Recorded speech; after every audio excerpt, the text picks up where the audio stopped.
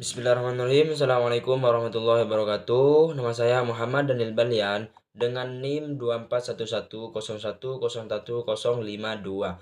Baiklah, saya di sini akan menjelaskan tentang pemrosesan atensi informasi dan keahlian berdasarkan buku Education Psikologi edisi tahun kelima oleh John Wisantrok. Baiklah, perhatian dalam perkembangan peserta didik. Perhatian adalah kemampuan siswa untuk fokus pada hal tertentu. Perhatian sangat penting dalam pembelajaran karena tanpa perhatian, siswa tidak akan menerima informasi secara baik. Perubahan perkembangan peserta didik. Peserta didik mengalami perubahan cara berpikir atau cara berperilaku. Ini terjadi karena bertambahnya usia, pengalaman belajar, dan lingkungan sekitar. Pendekatan pemrosesan informasi. Ada 4 jenis perhatian dalam atensi perhatian. Yang pertama, perhatian selektif adalah memilih untuk fokus hanya pada satu informasi, pada satu hal, dan mengabaikan informasi yang lain. Yang kedua, perhatian terbagi adalah bisa membagi perhatian pada tugas-tugas tertentu. Perhatian berkelanjutan adalah mengelola informasi secara bisa mengelola informasi dalam waktu yang panjang. Perhatian eksekutif adalah mengelola semua perhatian agar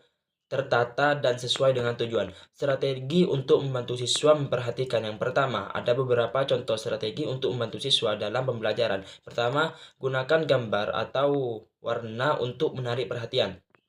Buat aktivitas yang menarik, beri waktu istirahat agar siswa tidak lelah dalam belajar. Strategi guru dalam pembelajaran. Yang pertama, guru bisa menjelaskan secara bertahap, memberikan contoh nyata kepada murid, dan menggunakan media visual atau dengan alat bantu lainnya.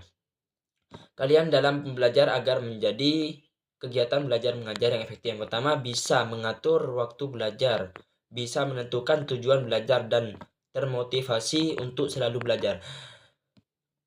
Mendeteksi fitur pola adalah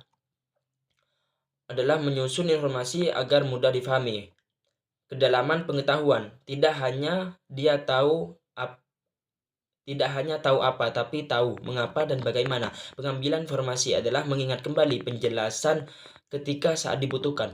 Keahlian adaptif adalah kemampuan siswa untuk menyesuaikan diri dalam menghadapi tantangan baru atau dalam situasi apapun. Dalam keahlian adaptif, siswa bisa menyesuaikan diri atau bisa mengontrol diri, bisa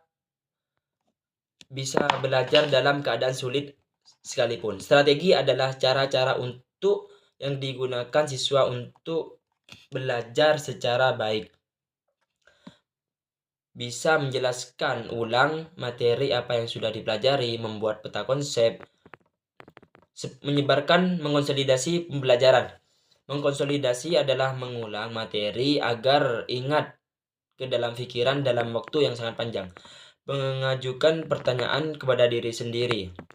Siswa bisa mengajukan pertanyaan kepada diri sendiri. Contohnya, misalnya, apa materi ini? Apa hubungan materi ini tentang apa yang sudah saya pelajari? Sampai mana kemampuan saya belajar materi ini?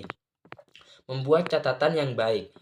Siswa bisa membuat catatan yang baik dengan menulis secara rapi, memberikan simbol, memberikan gambar yang sekiranya mudah diingat oleh siswa.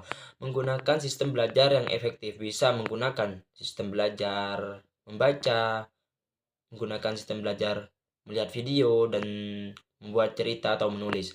Praktek dan motivasi. Praktek adalah sesuatu yang dilakukan secara terlatih dan akhirnya dia bisa. Sedangkan motivasi adalah dorongan dalam diri sendiri atau kemauan untuk menjadi lebih baik dan pantang menyerah. Keahlian guru dalam mengajar. Yang pertama, guru itu paham apa yang dipelajari, bisa menjelaskan materi secara jelas, dan memahami kebutuhan terhadap siswa.